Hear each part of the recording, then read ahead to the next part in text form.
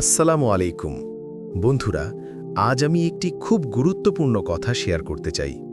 বন্ধুরা, আমাদের সাথে অনেক সময় এমন হয় আমরা রেগে গিয়ে অন্যের বাবা মাকে গালি দিই বা খারাপ কথা বলি।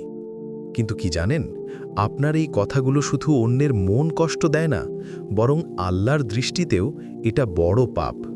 কুরআনে আল্লাহ বলেছেন, তোমরা যখন কিছুর দিকে রাগান্বিত হও তখন ভাবো এবং ভালোভাবে কথা বলো। অন্যের বাবা মা আমাদের নিজের বাবা মায়ের মতোই সম্মান পাওয়ার যোগ্য।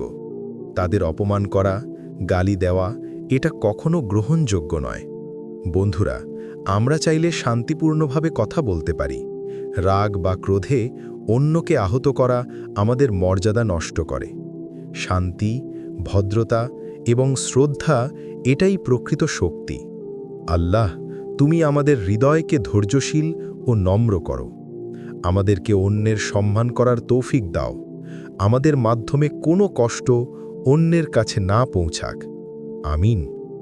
বন্ধুরা, আমাদের এই ভিডিওটি ভালো লাগলে লাইক দিন, চ্যানেলটিকে সাবস্ক্রাইব করুন ও ফলো করুন ফেসবুক এবং ইনস্টাগ্রামে, এবং দ্বীনি বার্তা ছড়িয়ে দিতে শেয়ার করুন। আসসালামু আলাইকুম।